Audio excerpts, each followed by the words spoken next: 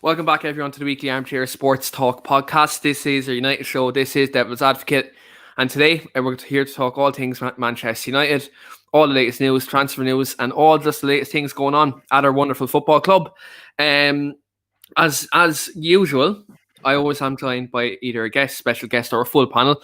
But tonight, I said I'd kind of turn back the clock and do a show we haven't done in quite some time. So I'm doing a one-to-one show here tonight with Mr. Jamie McKay. So we're here to obviously talk about all the latest news that's going on. And look, we're going to deep dive into your comments. Anything you guys want us to talk about, we absolutely will.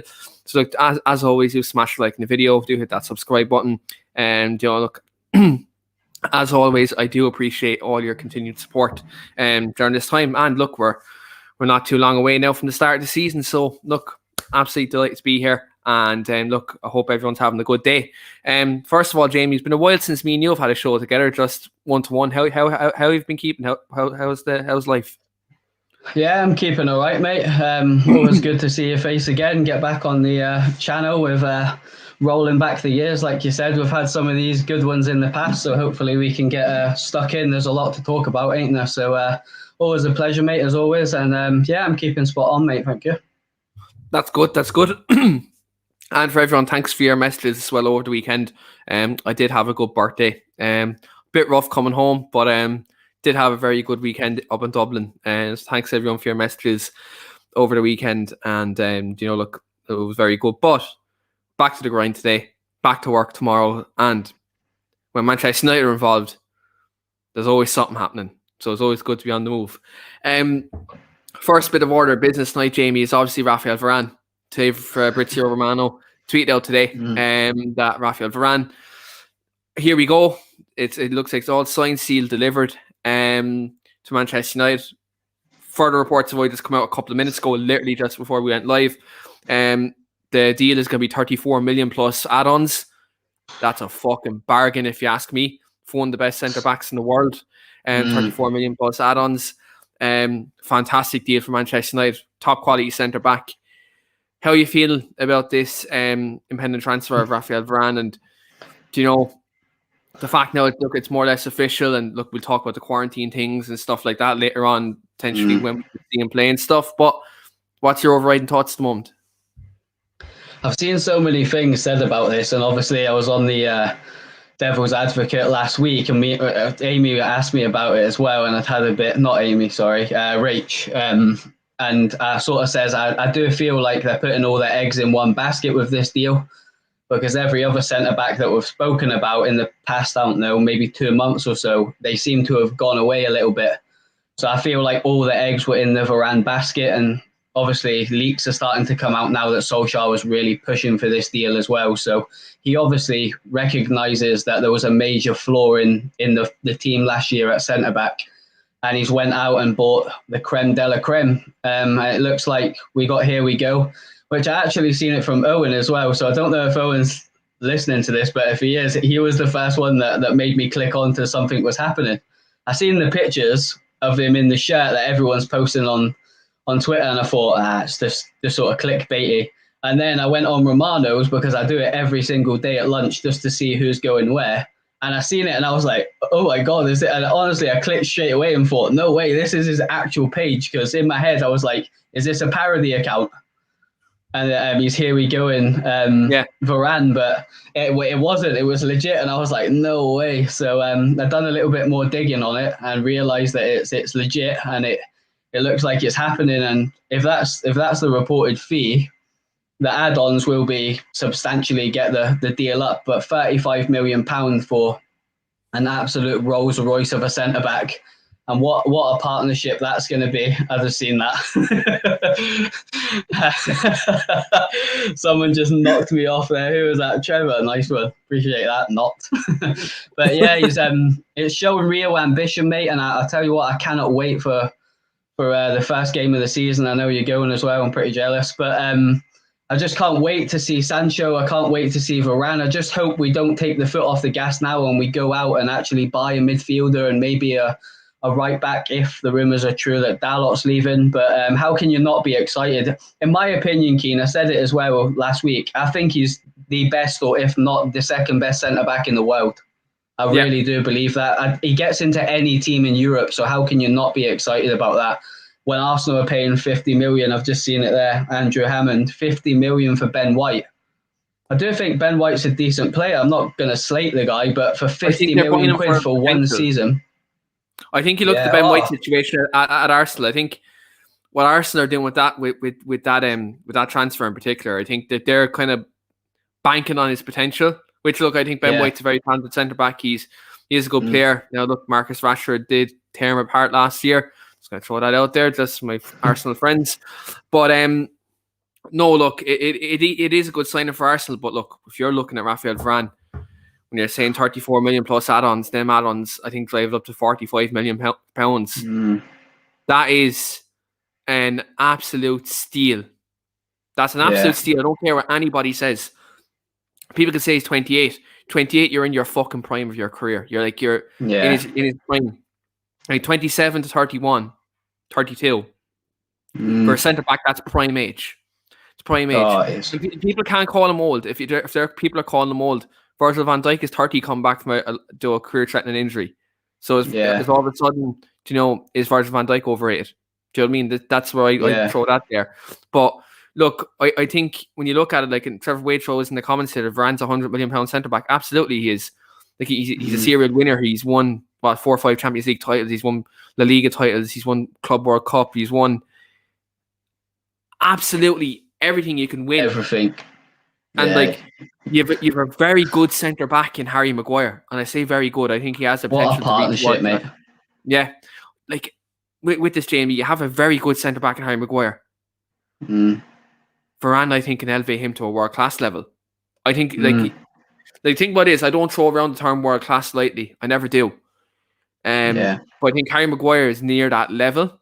I think the second half of last season, and he showed England the Euros as well, that he's improving constantly. And I think Raphael Varane coming in, I think that elevates Maguire's game. And I think they will bounce off each other. And like you look at centre back partnerships down the years, you had Bruce and Pallister, you had Stam Johnson, you had Ferdinand Vidic. Like that's just Man United partnerships. Like anytime we've been successful in different periods, especially under Sir Alex Ferguson, solid back two. Yeah, you'd always have a good 2 solid centre back pairing, and totally agree. That makes the rest of the team kind of feel secure. And what we are doing is we're getting a lot of winners into our team. You look at it, Jamie. You've Edison Cavani, you've Paul Pogba, you've Bruno Fernandes, Raphael Varane, players like this in the team who have all won trophies. At the highest level. Now, obviously, Bruno, if I count him out, he hasn't won the big trophies yet, but he has a winner. You can see he has a winner's mentality. But the rest 100%. Of the players, like that's mentioned there, have won big trophies. And then you have players like Jadon Sancho, who has the potential to reach elite level. You have Marcus Rashford, who has that potential to reach elite level. And then you can look at other players such as Luke Shaw, who's, in my opinion, at the moment, the most informed fullback in world football at the moment. Yeah. And you have a young goalkeeper there, Dean Henderson, who can be a very, very good goalkeeper, has the potential to be the England number 1. The list goes on and on. Like, I think Solskjaer's done a fantastic job at building a good squad over a period of time. Now, we'll talk about Solskjaer later on in the podcast because I know it's a very big topic, kind of, in terms of his contract, and there's a lot of people who are split. We both give our thoughts and feelings on that. But 1 second. But like in terms of Varane, you kind of touched on it there. He's the creme de la creme. And I was watching Fabrizio Romano on a podcast earlier on, and he mentioned that like people like the rival fans are saying that not one centre back, that not one rival club was in for him. Fabrizio Romano said today, Chelsea were in for him, PSG were in for him, Spurs were in for him. Yeah. So when I heard that as well. So that puts to bed for me. I don't know what your take is on it. That puts to bed for me the fact that we don't have no pulling power anymore. Like because he is by far one of the best centre backs in the world by a mile. No matter what anybody says, no matter how overrated he becomes because he's come into Man United.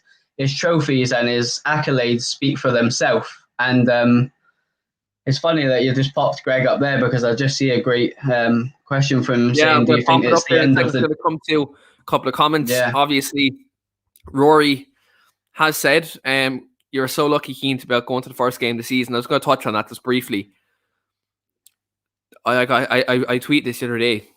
No, mind you, it was after a few drinks I tweeted this, but I said, I'm going to be a tad bit emotional when I get back to Old Trafford, which I will be. And I think, look, to not be there nearly 2 years now, it's going to be a great moment.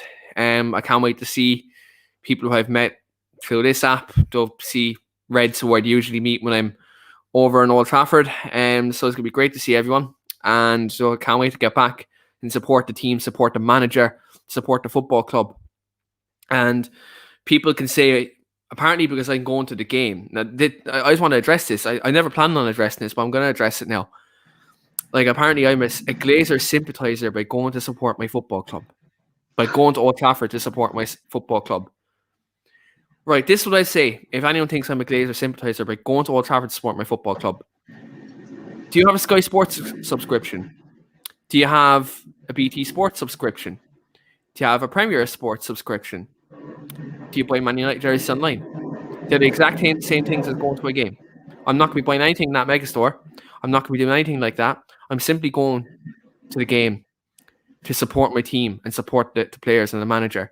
I'm not going to be a Glazers fucking sympathiser. So I'm just going to quash that there, because at the end of the day, Manchester United, I'm Manchester United through and through. Manchester United first and foremost. I'm not like these other people who use the football club for clicks and their own ego. If that was the case, I certainly, if I was using this for my ego, I won't even go there, because there's people in this fan base who say that they're Manchester United through and through, but they're looking for the manager to get sacked. They're looking for the club to fail just so their opinion was right. We all know who this person is. We all know who these people are. But look, at the end of the day, what can you do? You just support the football club. You ignore these weirdos, because that's exactly what I call them. They're absolute weirdos. And you just support your football club. You move on and you support the club like the way you want to support, whether it's going to a game, whether it's watching a match on TV at home, whether it's, you meet your family and you go to the pub and you watch the game. Whatever you want to do it, that's fine. But for people to say that I'm a Glazer sympathiser because I'm going to a football match, give your head a wobble and seriously evaluate your life if that's what you think I'm a Glazer sympathiser by going to the game. And then backtracking then when people try to correct you on that. But yeah, look, I just thought I addressed that, because obviously, it's one of these things where supporting your football club, apparently you're sympathising with the owners. But look, again, I'm just gonna quash that. Greg, our host of the Talk League podcast, is in the house with a comment. He says, "Big up you two. Do you think this marks the end of two holding midfielders?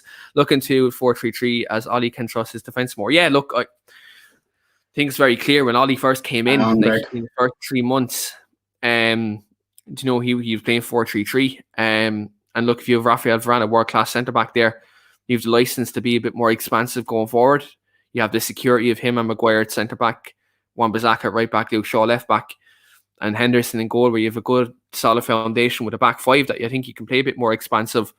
And, 100%, look, I think it's definitely a way forward. I think 100% you can look at it and you can say Varane, it's kind of similar. I never would align us to Liverpool. I never would compare myself to that football club, because look, at the end of the day, we're Manchester United, we're a bigger football club. They're a big football club too in their own right, but we're Manchester United. It's Manchester United way. But when you look, when Liverpool brought in Van Dijk, it allowed them to press a bit forward more in midfield. It allowed them to kind of push their fullbacks up in Trent Alexander-Arnold and Andy Robertson. I think we can do something in a similar vein. I think we can not spam 40 crosses into the box like they do, but we can play more possession-based football in midfield, because we have two world-class centre-backs and two leaders in there, in Maguire and Varane, and you've Luke Shaw at left back, who's, again, I mentioned, like the best full back in the world for me at the moment on current form, and you've Wan-Bissaka, who one-on-one, is there many players on the wing who can beat him? We seen what he done to Mbappe. We see what he does to Sterling every season. You know, the foundations are there for the defense to be solid. And again, like if we do sign a midfielder, like it's been touted at the moment, by all means, I think Solskjaer can definitely go with an attacking approach, an attacking mindset. But even still, people can talk about we don't play good football. We scored the most goals post Sir Alex last season, so I'd really like to just quash that. We're not entertained to watch. I think last season for me was probably the most entertaining we've been since Ferguson. Like the comebacks, you know, the constant never say die attitude. Like, yes, you play McTominay and Fred at home in the big game. Sorry, in the smaller games when teams sit back. I can understand people's gripes at that, but for the large majority, if you look at our goals, the types of goals we scored last season, and you look at, you know, the amount of goals we scored last year, people can say Manchester United aren't entertaining to watch. Give me your style of entertainment, because I watched us under Louis van Gaal and Jose Mourinho, and trust me, I was falling asleep. Remember the amount of nil draws we had against like Stoke City and stuff like that at Old Trafford? That doesn't happen under Ole Gunnar Solskjaer, I'll tell you that much, because we do score goals. Our defence was our problem last season, and set pieces and so on. But I think definitely if you get a whole midfielder in there, right in front of McGran, you know, I said McGran already, Jesus Christ. In front of Varane and Harry Maguire, you know, you do have, yeah, it's after happening already. McGran, like he's gone already. But, I love it. You do get a sitting midfield player in front of Harry Maguire and Raphael Varane. Like, if you've the likes of Van de Beek, Paul Pogba, Bruno Fernandes, Sancho, Rashford, Cavani, you're scoring goals. I don't give a shit what anybody says. You're scoring goals. You're going to be on the front foot. You're going to be, on the front foot, and you're going to be superior to most teams. So, like, again, I think 4-3-3 is definitely the way forward, and I think Ollie can definitely trust his defence more. What do you think, Jamie? Yeah, I'm total agreement. Absolutely spot on question as well from Greg. I feel like you've pretty much hit the nail on the head, but I've always said you can have the most attacking players in your squad possible. I mean, we've got an abundance of them. I'm sure we'll touch on more on the squad as a whole, but a solid foundation at the back with a real quality goalkeeper, a competent right and left back, and a solid centre back pairing that have the attributes of each other. So what one's good at, the other complements him with his game, because you can't have two centre backs that are good at the same thing. I feel like you've got to get the balance right, and I feel like with Varane and Maguire, they both complement each other's games. What one's not strong at, one's very good at. So and Varane will give us that pace in behind as well, which we lack with Maguire. But on the ball, they're both very comfortable. It will allow us to play a more progressive style of football out from the back into the midfield, and then progress through. But I always say a solid foundation at the back wins a title. Look at Manchester City. They brought in one player and he completely changed the whole dynamic of their back four in Ruben Diaz, who is a fantastic centre-back. And you're bang on money at that. Trevor, you're bang on the money at that as well. It's also in the Adidas store as well. I've done it as well. Ordered a load of Manchester United items in that. Well, not ordered, but they're in the basket. Things like that help drive their rates and stuff like that. Trust me, it works. Well, Jamie, cut me off, Trevor. Sorry, he's out for me. See you, Glazer. I see you, Mackay out stuff, Trevor. Don't think you've got away with it. But I do feel like we do need to potentially have a little look at recruiting a defensive midfielder. I don't know whether we will, because we've outlaid quite a lot of money. I'd like to think there's still some more in there to go and address that position. But the 4-3-3 has to come back now. you don't have to sitting midfielders in Fred and McTominay when you've got a world-class centre-back pairing like that. And they are a world-class centre-back pairing. Any team in the world would like to have that centre-back pairing available to them, Maguire and Varane. So I feel like this is the time now to we've built our foundations. We've got the players in the right position to play a more expansive style of play. We've got the footballers in the team, in Pogba, in Donny, in Bruno, to go and express themselves on the ball. We've got the creative players from Sancho outside the wing, Rashford, Martial, and we've got the prowess of Edison and his nous inside the box, his movement, his heading ability. We've got everything to go and challenge for this title now, and what it's so exciting, honestly. Like this with Sancho coming in as well, it's just like I'm so buzzing to watch the boys again this season, because we've addressed two key areas straight away. And if we can go out and get I like Ruben Neves. We've been linked with him. I actually really like the way he plays. I feel like he would complement our game and our style of play, and with his passing ability, he would be able to unlock players like Dan James when we use him for his pace away from home, when we're playing on the counter-attack a bit more, maybe at a Manchester City or away at Chelsea or Liverpool. I feel like he'd be a really good fit. He's good friends with Bruno Fernandes. Someone like that, or a Declan Rice, someone that's going to allow the team to progress and is comfortable on the ball as well, because it's all well and good being good at tackling, but you've got to be able to play as well as a Manchester United player. It's not just about winning the ball back. If you wanted that, you'd go and buy a Basuma or something. But you need a little bit more in that area for me. And I feel like it's time to let the shackles off now. We've got some absolutely fantastic players in attacking positions. Go and give them the freedom of Old Trafford. Go and tell them to express themselves. And if they do, we could be in for some entertaining football. I think so, but look, if because the rumors are there that Ollie wants to go 4-3-3, and when we were 4-3-3 and he first came in, we were blitzing teams. That's how he got the job. Like you look at the games against Chelsea, Arsenal, Tottenham.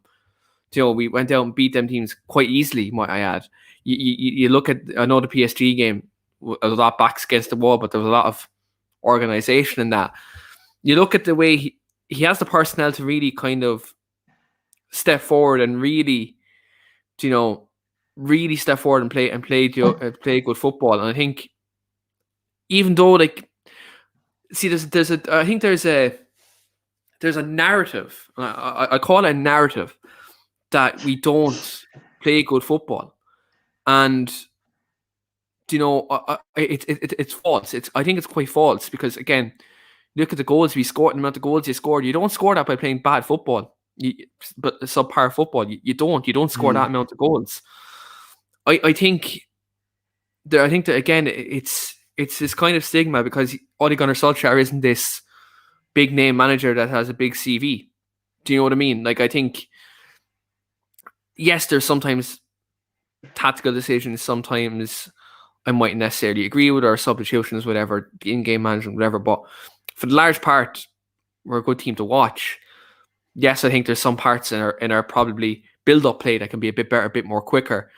In terms of a holding midfielder, in terms of when the holding midfielder gets the ball from the centre back, that maybe they don't go sideways. Maybe they can be a bit more brave and maybe go forward with it. I think 100% that can definitely be a thing.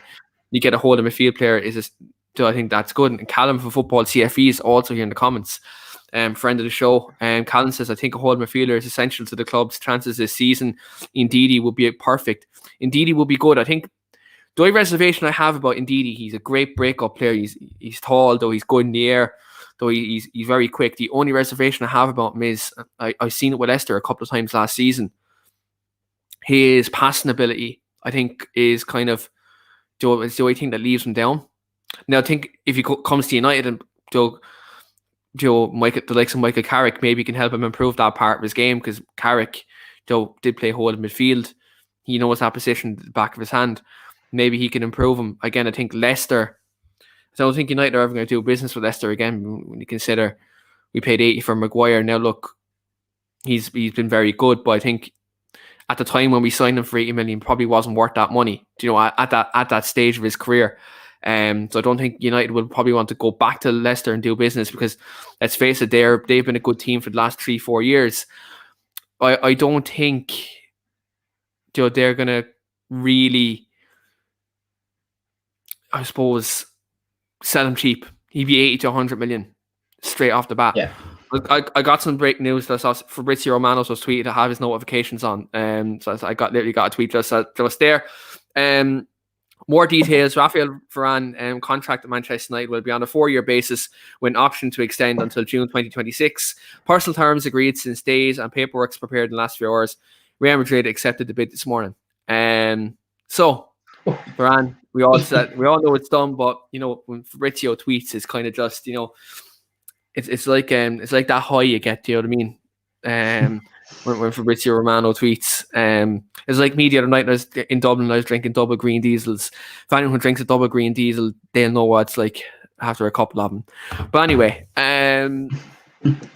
just another kind of scenario, a segue I'd like to talk about is obviously the breaking news that Ole Gunnar Solskjaer has got a new 3-year contract at Manchester United with the option of a further year. Look, for me, I'd just like to say straight off the bat, for me, I was expecting it because last January this news broke, and it was a matter of when, not if, the club would announce it. Now they've announced it 7 months later. But for me, I think it's deserved. I'll say it's deserved. You look at the position Solskjaer took United from, in December 2018, where we're 6th in the league. The dressing room was in a bad state.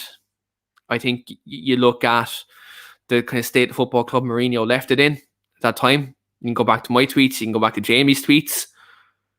We were feeling the same, that the club was in a kind of position where we needed to rebuild.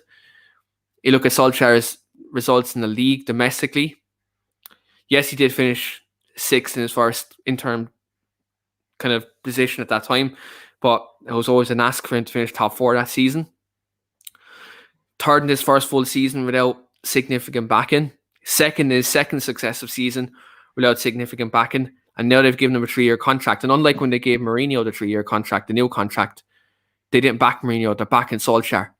So it looks like the club are really giving him what he needs to make a push next season. And for me, yes, you can look at the Europa League final. Yes, you can look at the semi-final and say, yes, we could have done better on them occasions. Absolutely, you can most definitely look at them occasions and say, right, we should have won them games. There's moments that we could have done better. 110%. But this is what I'll say to you. If you look at the structure of the club when he first came in, and you look at the overall structure of the club since he's come in now, the club is in a lot healthier position. The academy, Ole Gunnar Solskjaer has played a big part in the restructuring of our academy. Obviously, Nicky Button was here; he was a big part of that. John Murtaugh was a very big part of that. Dempsey, they've done a lot to the current kind of crop we have now. Help the academy. You look at our recruitment policies changed. We don't overpay for players, and if people say, "Where's the evidence of that?" Sporting wanted 70 million for Bruno Fernandes. We paid 47. Last summer, 120 million they wanted for Jadon Sancho. We held out, got him for 73. Now we're getting Varane for 34. Do the maths. We're getting him for less. We got 2 players for less than 1. You look at the profile of player we're going for. I think it shows that we're not just going for the Galactico. We're going for the right player, the right price at the right time. So I think there is structure at the moment. Now, are the Glazers the best people in the world? No, they're not. I still want them gone. I said on the back of the Super League news, they could pump the £2 billion they took out of our football club back in. I'd still want them gone because you can't forgive 16 years of what they've done. And just to quash another thing, Liverpool fans and all these other fans saying, where's Glazers out now? United fans always want the Glazers out. We're just happy that we've got players now and we're looking ahead to a season. We don't want to cast a negative spin on the football club right now because we're moving in the right direction below board level. So just to quash that as well, if just because your clubs aren't spending money this summer and half your fan base are tweeting FSG out, look, that's none of my business, but I see social media. But I think this news with Ollie, I think it's deserved. And I think now he's getting what Jose Mourinho didn't get when he got that contract. It was significant backing.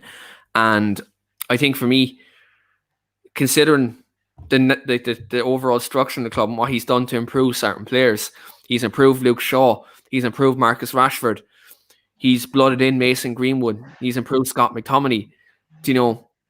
He's utilised kind of, academy players as well. Like, it goes on now. Has there been a trophy in that time frame? No, there hasn't. But I'll tell you one thing right now. You could have kept Mourinho at the club and won the odd Carling Cup. But the next person who was coming in after that, if you kept him there for a longer time, would have come into even a worse mess. Like, look at the profile of player we were going for in his last season. We're going for Boatengs, Williams, so Milinkovic, Savages, all these players who are not Man United players. You look at the way we want to play now, and you look at the profile player we're getting. Can someone not tell me we're not going in the right direction? You'll have people's narratives who want kind of the Hollywood manager, I suppose. They want the biggest name. But like, we've had big names post Sir Alex. And I can tell you one thing now, have they worked? David Moyes was a good manager in his own right before he came to Man United. Didn't work. Got sacked probably a bit sooner than he should. He quite could have got another fair crack. That's, you can debate that, but it's iffy. Maybe if you let him got the start of the season after, you never know. Van Gaal bought a load of utility players, bought players who could play multiple positions, but never kind of, he didn't get players who really kind of suited. You look at Jose Mourinho. Yes, he brought us Europa League and a Carabao Cup, but you can talk about his second place finish. There's a reason why he finished second that season. And it wasn't because Jose Mourinho was a good manager. It's because David De Gea had the fucking season of his life before that World Cup. And he won the Golden Glove. Yeah. He had Smalling Jones playing centre-back that year. You can talk about Jose Mourinho all you want, guys. Jose Mourinho finished that because David De Gea had the season of his life and was the best keeper in the world. And that was his best ever season. So I'd like to quash that as well. For me now, it's important that Solskjaer obviously makes further progress. He goes on and continues to kind of build on what he has, because the thing about progress is it has to be continuous, it has to get better. And I think one thing you say is now third, second, we don't necessarily expect a title this season, but what we do expect is more consistent run of form. Like, as soon as we're in a title race, we can't be out of it. We need to be thereabouts late April, early May, and win a trophy next season, and have an extended run in the Champions League. I think that's very important. I think get out of the group stage at least, and get to maybe set to quarterfinals and last 16 quarterfinals. That would be, again, improvement. Like, you see, this the thing. Rome wasn't built in a day, and if people can say, right, you can bring in Zinedine Zidane. If you brought him in after Mourinho and you gave him that current squad after Mourinho, he would have been gone after a year and a half. Because the minute Real Madrid didn't give him the players that he wanted last year, where'd he go? Do you know what I mean? Like, Solskjaer done it for 2 years to rebuild the club without the players he really wanted. Without first choice targets. And now, since he's shown progress after them first choice targets, he's now getting them. So this is where I think he deserves this season to most definitely show now if he can win trophies and be the man. I think that's fair. I think that's the word I'd use, is fair. For people to say, get rid of him now, I think that's ludicrous, because you look at what he's done in that time frame. Yes, he didn't win the Europa League final. I think that was more the players played the occasion, not the game itself. When I look back at that, yes, there was late substitutions that probably he could have made earlier. Look, that was a mistake. Fair enough. I'll give you that. But Villarreal were just organised on the day. They were very, very organised. And they kept us at bay. And we were one missed penalty away from winning a trophy. What more, can you do? It is what it is. But for me, this contract for Ollie is deserved. Now, you can talk about the length of it. That's another conversation in itself. But for me, for the most part, I think he deserves a new contract and deserves this chance now, because he's getting this back in. the club are also showing now that they're going to give him a chance. I think that's very important. Jamie, what's your thoughts? I feel like there's two sides of this deal, and what I will say as well, obviously some people in the comments, I recognise their names. I'm on Twitter, I'm quite vocal on Twitter about my views on certain things on the club. I'm not exactly shy. I think that's probably because I got a bit of a big gob and like to talk about United in depth is the reason why I got the opportunity to maybe come on platforms like yourself, Keane.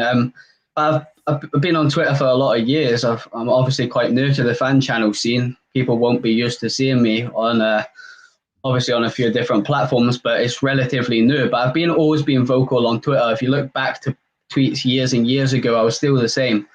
And I have been vocal about Ollie sometimes. I'm not going to sit here and say like I haven't whinged about him, because I have. I'd be a bit patronising of me to sit here and say like, yeah, that's great, new deal, buzzing about it, because I have criticised him sometimes. So I'm man enough to say, look, I have got an opinion sometimes. I'm not always right. Sometimes it's straight after a game. I'm a bit frustrated. The Europa League final was the same. I was absolutely heartbroken, as I'm sure everybody watching this stream and you. I was with you, Keane, watching the game, not physically with you, but I was obviously with you on the stream, and we were both devastated. Yep. But I'll try and break this down. I do feel that from my issue as well, and I feel like this is a good opportunity for me to explain my views with Ollie. It's not necessarily about I don't think he's good enough for Man United. On a CV, it isn't. To be honest, isn't good enough for that level. But exactly what Keane's just said, he's put a plan in place, he's sticking to it, he's got his vision, and I appreciate that as a manager.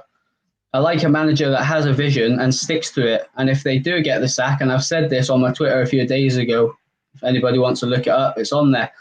Fair play to Ollie. If he does stick to his guns, I actually think I said this when I was on with Rach the other night as well. If he does stick to his guns and stick to his morals tactically and the way he wants to play, and he does lose his job, I would be the first person to come on here and say, you know what?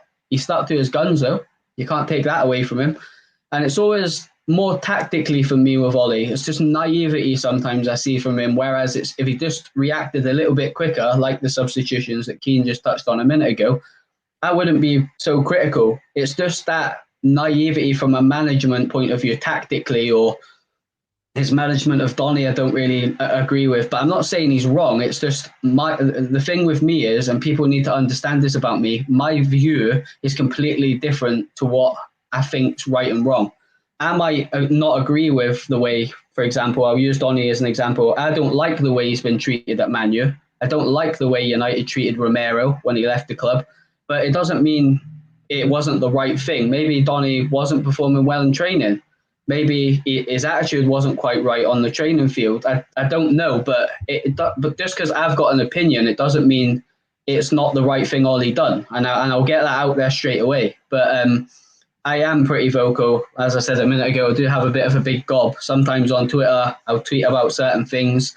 It's never malice towards Solskjaer. I mean, I had his name on the back of my top when I was younger. I'm not going to be stupid enough to completely forget the player, but I can differentiate between the player and the manager. And I don't think he's uncriticisable. And I think to some parts of our fan base he is. But I think I've probably, since the Euros, I've kind of took a little bit of a break from United with regards to the daily and sort of doing things like this while England were playing, which was quite nice to have a little bit of a breather. And obviously England done really well, but we'll not go into how that ended. And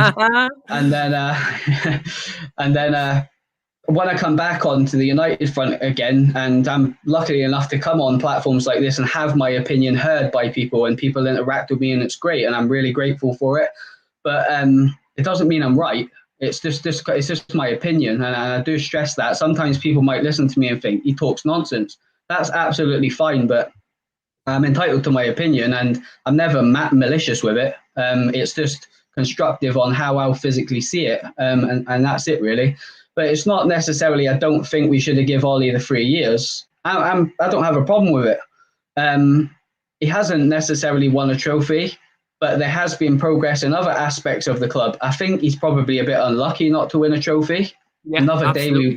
we beat Villarreal 2 or 3-0. We just didn't have enough players that turned up on the night. I think they were probably a little bit fatigued. Then again, it's naivety from Ollie. Sometimes picks a lot of players at the same in the same positions, and that's why. And I'll go off topic a little bit quickly, but I'll go back on very quickly. I think he is keeping a very big squad this year, so he does have that option because we probably got caught out. We were probably one game too far that Europa League, and it's like you say, Villarreal wasn't better than us. It's just they old manned us. They kept their shape. They were very rigid. They dropped into two banks of four when we had the ball, and we just didn't have the legs to beat them in the end.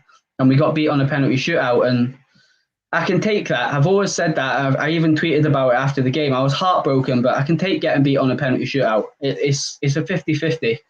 And obviously England had the same thing, which I'm still hurt about, but it happens. It's just whoever wins that penalty shootout wins the game. It's not a basic reflection of the game. I think we were probably a better team than Villarreal, but going back to on topic quickly, I know I've kind of went off board here, but I wanted to explain my views on Ollie because I haven't had the chance to do that. And Keane gives me hella stick off camera about being Ollie outer and that, but I'm not an Ollie outer. I'll tell you that now. I'm not an Ollie outer, but Well, I'm you know happy what? that I need to jump in there. I just need to jump in there. I think about it is the banter I have with Jamie saying McCoy out. I'm taking the piss out of the Ollie outers because this is the thing. This is where this comes from. If people in the comments who watch this, and I'm always when he's on shows, I'm always berating him saying McCoy out. I take the piss out of the Ollie out people by saying McCoy out because Jamie's an assistant manager at a football club in England, and I just take the piss out of people who say Trevor's comment. yeah.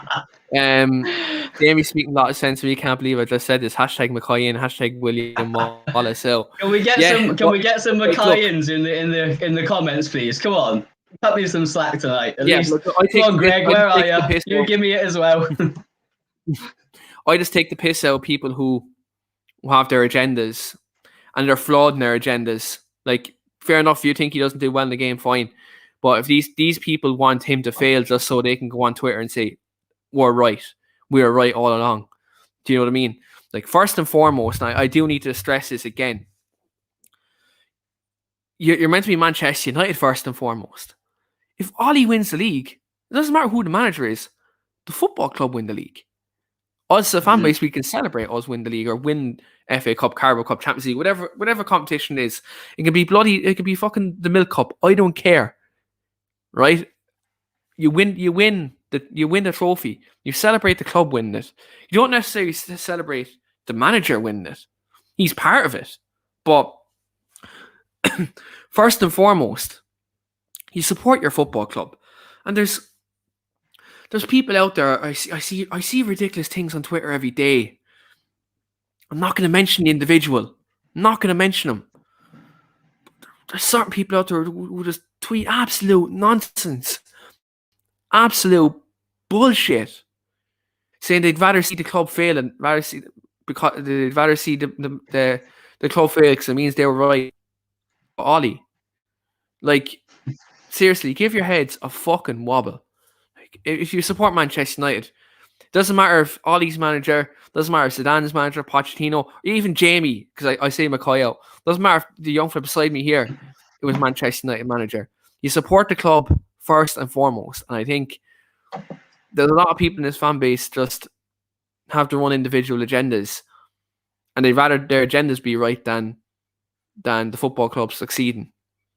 But again, you can't stop that. It is a free world, freedom of speech and all that.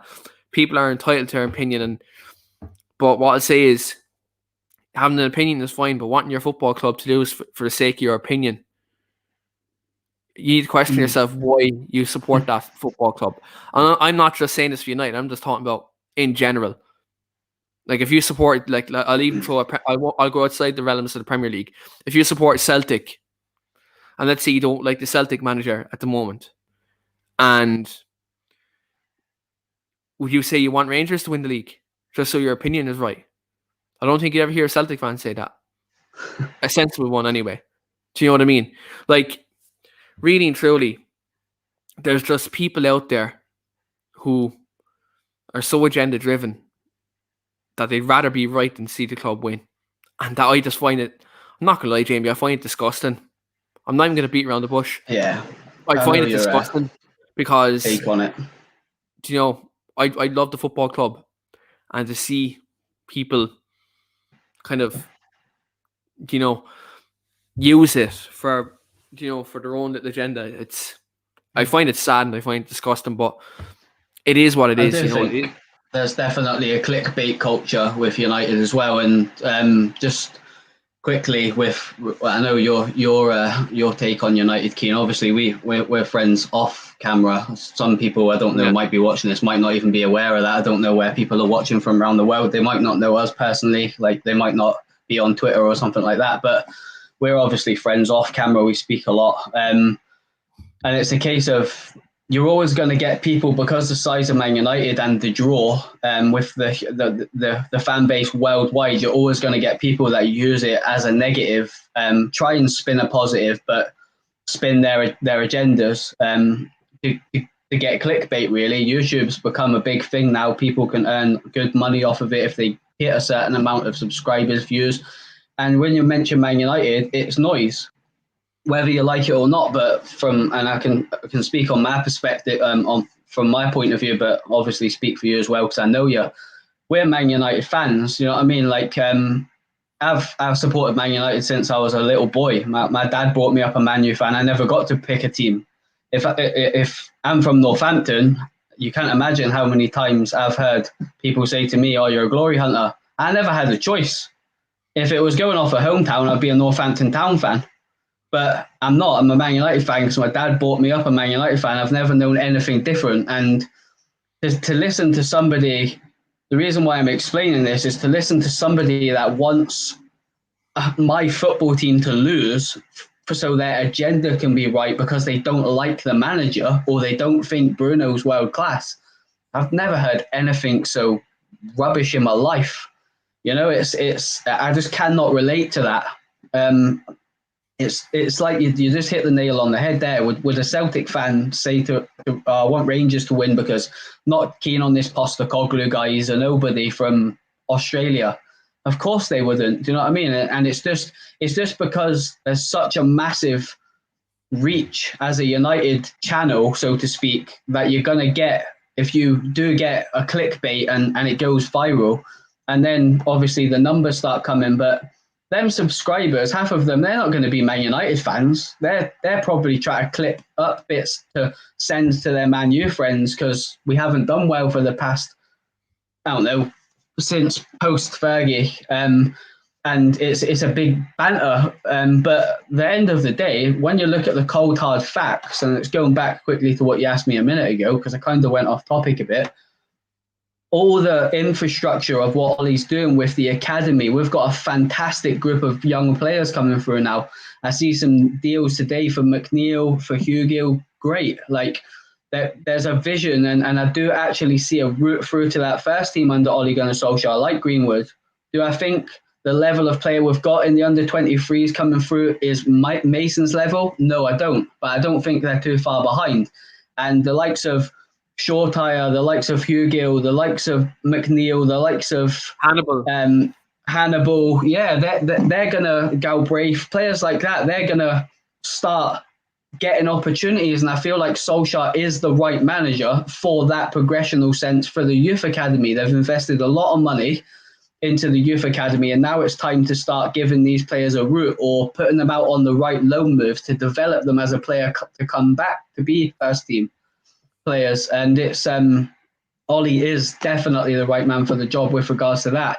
We are being a little bit more sensible in the transfer window. You can see what Ollie's doing, and I've had to not necessarily look at myself a bit on my views sometimes, because sometimes I can be a bit gung-ho, but as I say, that's just an emotional thing sometimes. Sometimes I look back at tweets that I send at 3:00, at 5:30, when we've dropped points to Burnley at Old Trafford, and I look at them at like 10 at night and think, but the LJ, we probably shouldn't put that out there.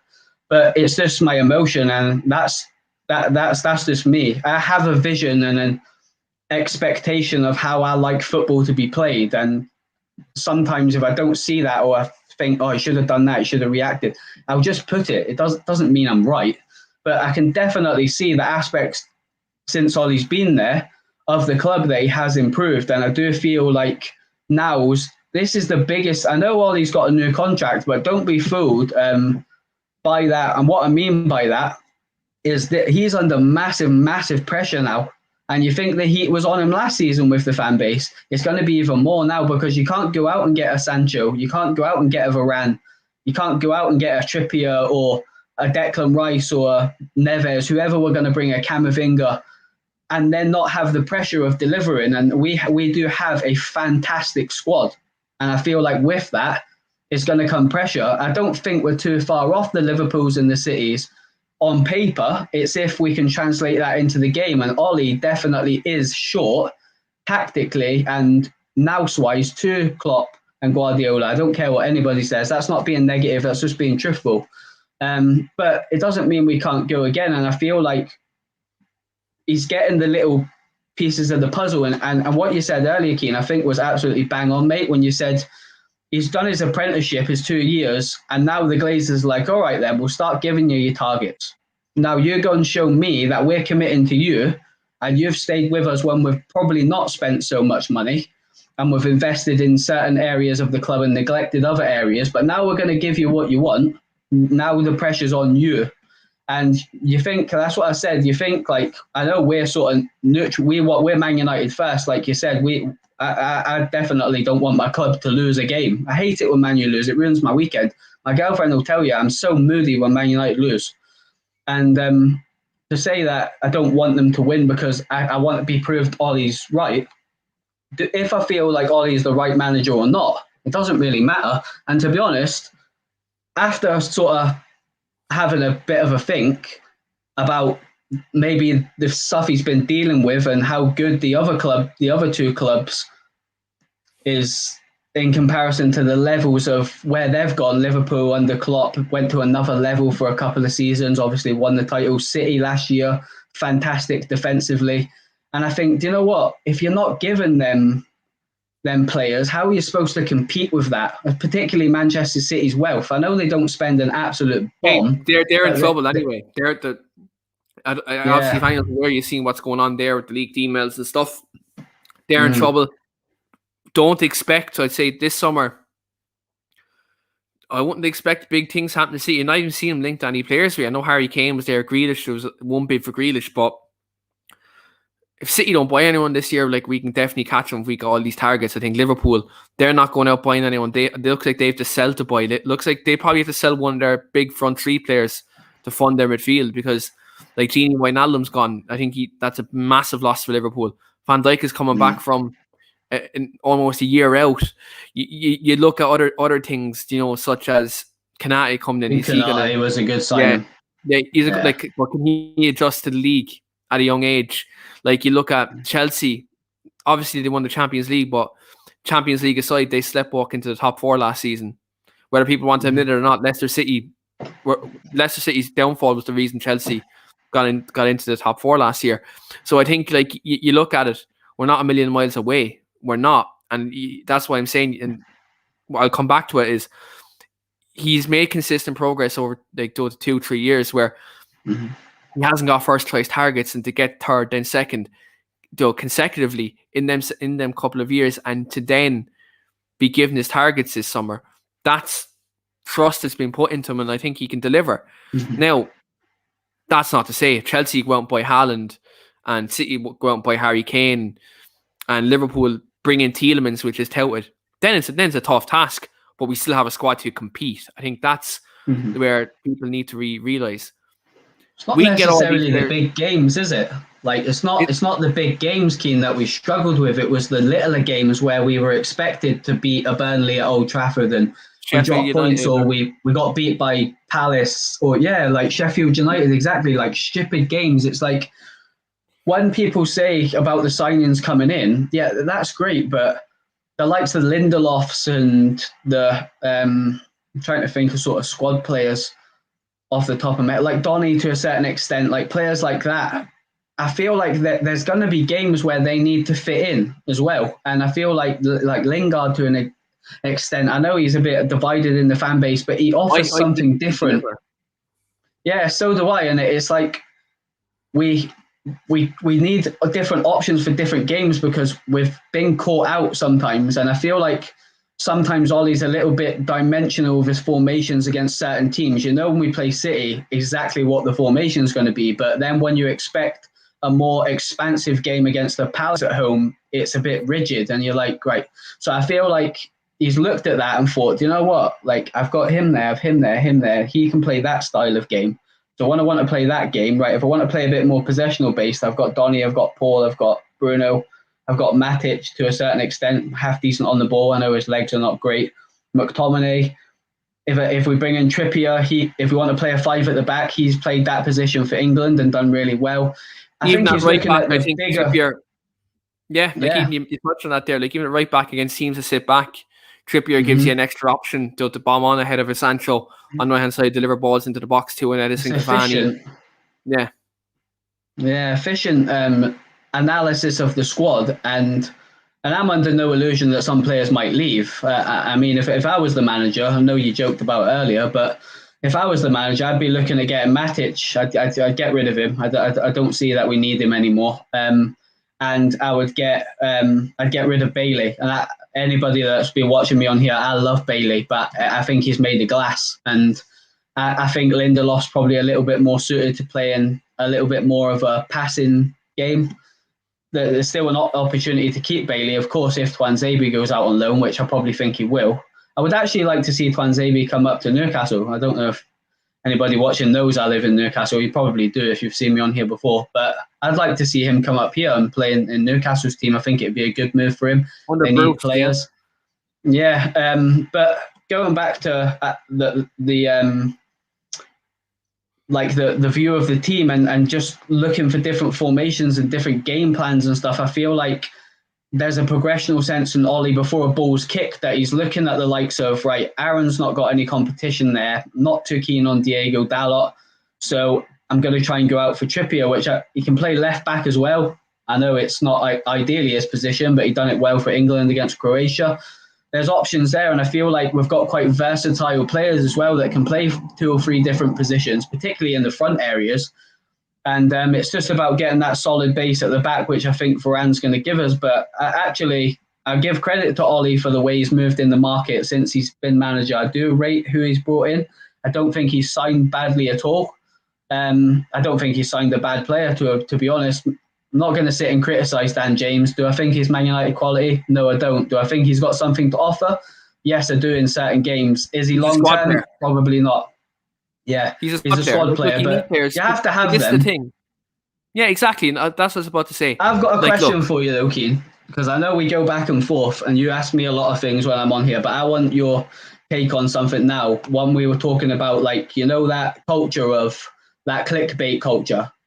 When I said earlier, and I want to hear your thoughts on this as well. When I said the pressure's on him now. Well, what's your views on that? Because I feel like if we think that Ollie's in the kitchen now and it's hot, when these big name players start coming in, if we do go and get a Trippier and a world-class defensive midfielder, the heat's going to be. What's your take on that side of things in the fan base? Because I feel like the pressure's been on him for the last couple of seasons, but now it's massive on him. Look, I'll be straight with you on this one. Match going fans will always support him. That's a fact. Yeah. Right? Because they know his intentions. He's Manchester United through and through.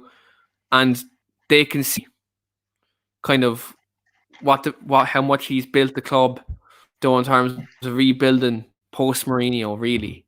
I think everyone can see that. But just in regards to this, regardless of what happens, good, bad, or indifferent, there's going to be certain people in the base who will, criticize and put them under pressure for no reason. The real Manchester United fans and the honest Manchester United fans will know that even if we do get these signings, it's still going to be hard because our rival clubs, whether we want to really address them or not, they could potentially build. As I mentioned, Chelsea get Haaland, Kane gets City or Grealish. Sorry, if City get Kane or Grealish, and let's say Liverpool go out and sign a Yuri Tielemans, then you're really looking at it and say, right, look, we've got our players in to catch up with these teams, but now let's compete with these teams. I think like next year, like, but I'm under no illusions, right? Like, just because we sign these players now, we don't have a God-given right to win the title. Like, that's just, I need to be honest here. We don't have a God-given right to win the league by signing these players. But what we do have is an opportunity to compete for the title next season by signing these players. I think that's important. But look, it's one of these things where you have to take a step back and be realistic. Because if our rivals who allegedly are better teams than us, and they go out and buy these players, you know, it's one of these things where you say, you know, you expect us to compete and be thereabouts by late April, early May, and we win a domestic trophy and get out the group stage of the Champions League and maybe get to the last 16 quarterfinals. Like that's progress.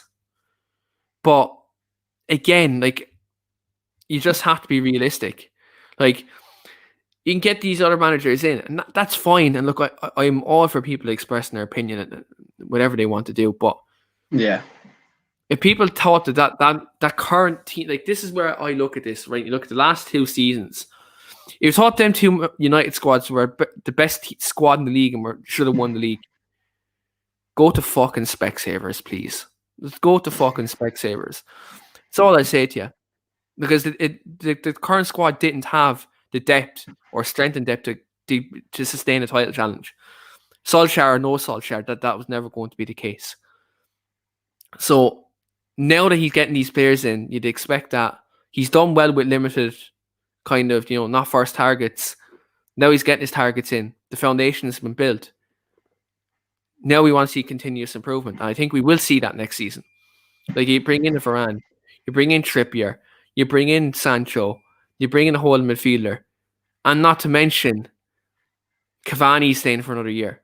All things considered, I wasn't going to mention him, but if Pogba stays this year, I think that's massive. Even if he goes next summer, like that's a whole other conversation. But if Pogba stays with this current team, with the signings that come in, we can definitely push 100%. Yeah. But again, you have to remember your expectations out too. A point where you have to look at where your rival to clubs around you, where they're strengthening, and you have to be realistic in that too. Like, yes, the days where we did have the Keanes, the Scholes, Ronaldo's, Giggs, Rooney, Ronaldo, Van Nistelrooy, Vidic, Ferdinand, whoever, I could name all these players we had down the years all day. We had a good spine. We had a solid foundation. We had an unbelievable manager in Sir Alex Ferguson as well. And you need everything. You need a solid foundation. Like attack wins you games. Defenses win you titles.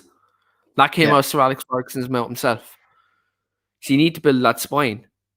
Ollie didn't have that spine last season and achieved a second place finish. Is that where we want to be? No. And that's the thing, we want to win the league. But you need to be honest with yourselves. You need to say, like, you can have great attacking players, but if you don't have the players in your spine to win the league, you're not going to sustain a challenge. Now it looks like we're building that spine to give us that opportunity. And look, most definitely, I think it's achievable. And the fact that people can talk about the manager and stuff like that, look, that's neither here, there, or everywhere. But the fact that he's even bringing in new coaching staff, he's bringing in a set-piece coach. Like, he's obviously addressing areas where we struggled last season, where we conceded goals last season.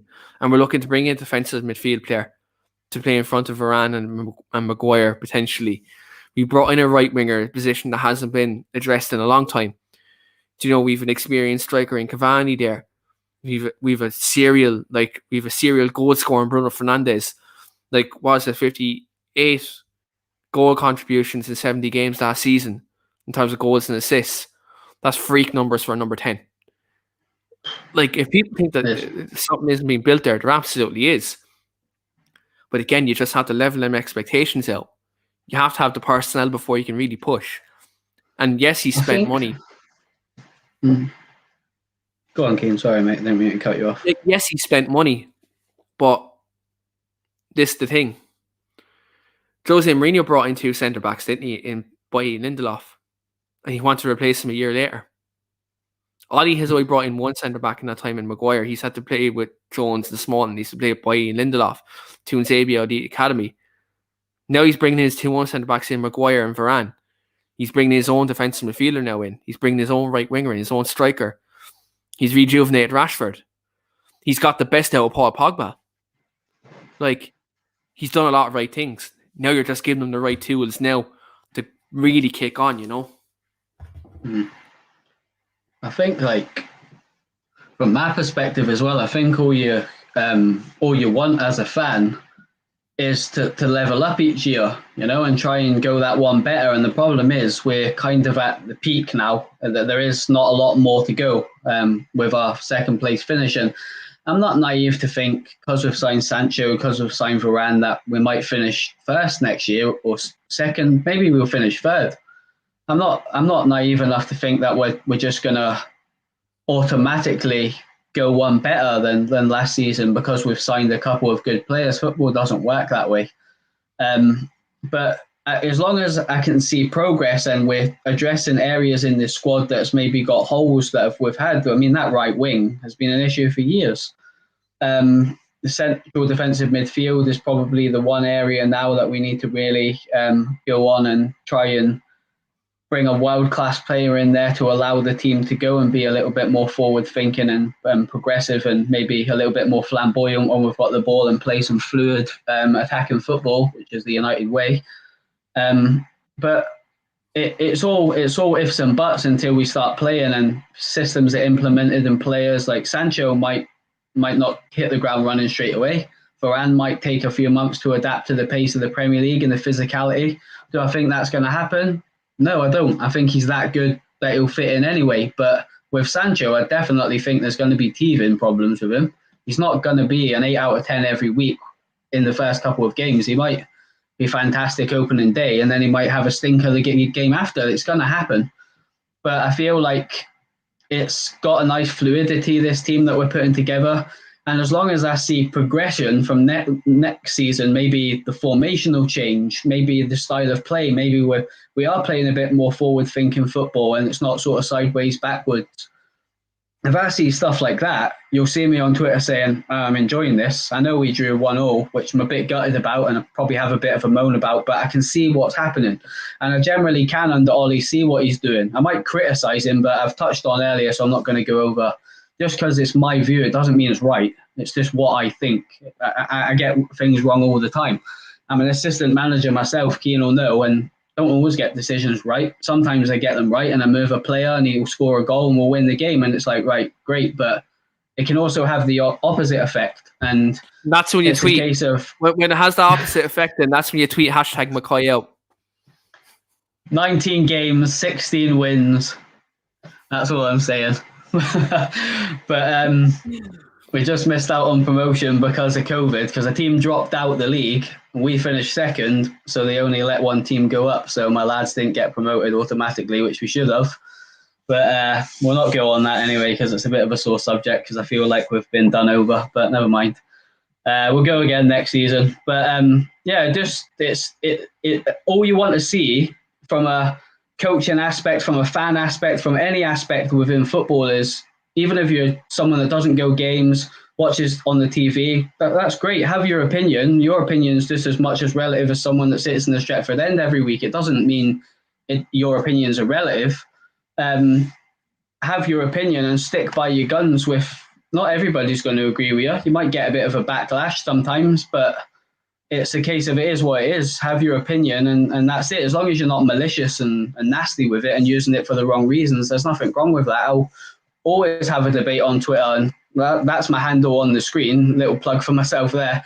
If anybody wants to chat football or follow me on Twitter and see what I do tweet, sometimes you might think I'm talking nonsense. Just tell me and we'll have a little bit of back and forth, friendly banter, and I maybe won't agree with what you're tweeting, but that's what it's about. This is what like fan channels are about. Keane's opinion on United might be different to mine.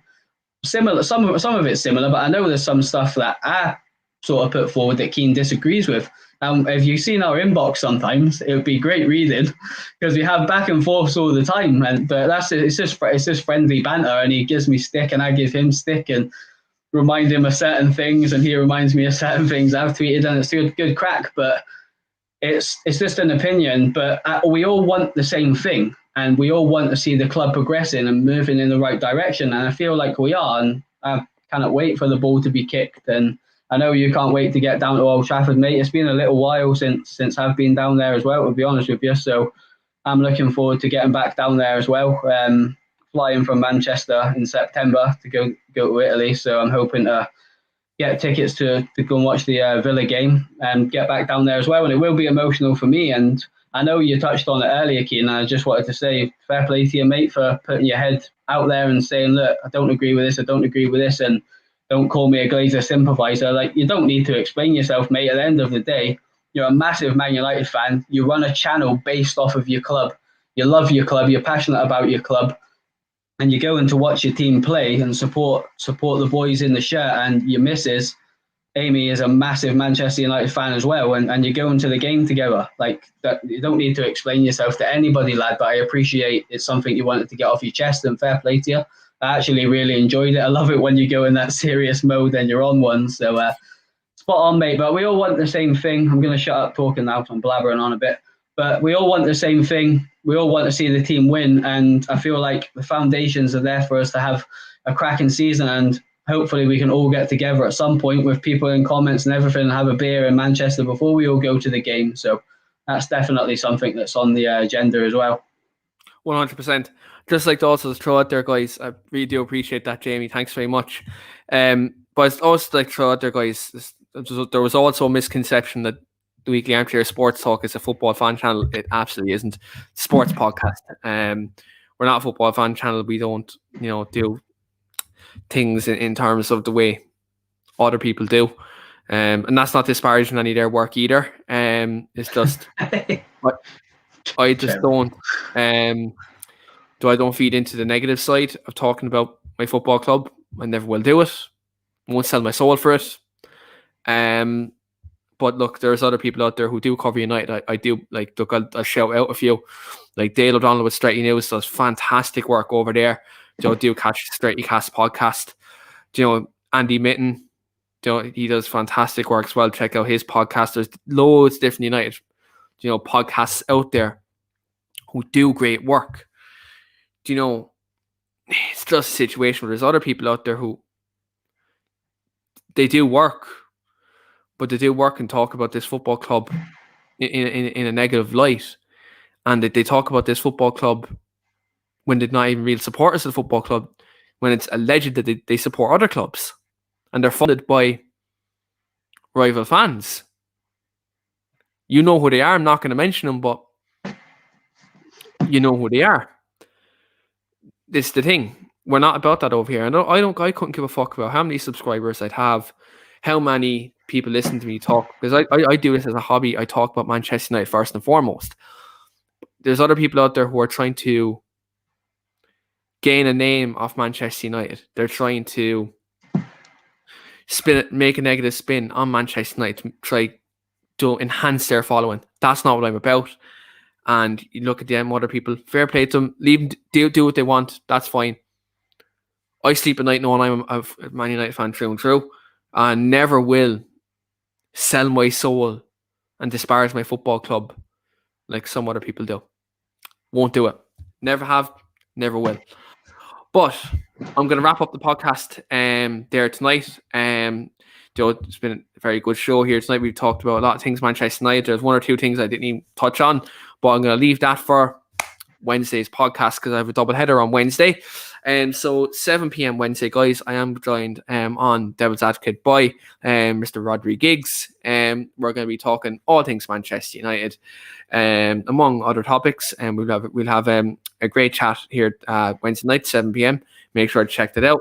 Then at 9 p.m, we're going to do a live special as well on the Straight from the Cliff podcast, our Manchester United Academy podcast, where myself, Shane and Dylan, who we usually host that show every Wednesday at 9 o'clock, we're going to be joined by Dale O'Donnell from Stretty News. I know I just mentioned Dale there a minute ago. we're going to be joined by Dale, where we're going to be talking about all things Manchester United under 23s, talking about obviously the youth players' development and all this latest news surrounding our academy. So do check that out at 9 o'clock on Wednesday night as well. But thanks very much to everyone for watching. And thanks to everyone who got in the comments as well tonight. I enjoyed your contributions as always.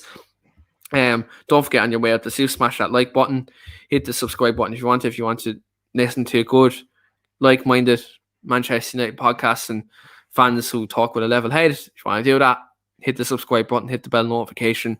And every time we go live, you will get a notification that we are here talking all things Manchester United and all things sports on the weekly Armchair Sports Talk. We do cover the London clubs on the London Lowdown. We talk League podcast, which is the Premier League podcast. And not only that, we do have an MMA podcast as well, and a WWE pod, and a basketball pod. So literally, if you're a fan of sports, and you're a fan of United, or you're a fan of anything, check us out here. We do cover a lot of things over here at the weekly Armchair Sports Talk. And look, there's a lot of different variety of sports coming soon here on the podcast as well. So do absolutely 100% check that out. But we're going to wrap it up there today anyway, guys. Thanks very much, everyone, for watching. Thanks very much to Jamie. And look, don't forget to check us out at 7 p.m. as I am interviewing Rodriguez on the weekly Armchair Sports Talk. But until then, thanks very much, everyone, for watching, and we'll see you soon.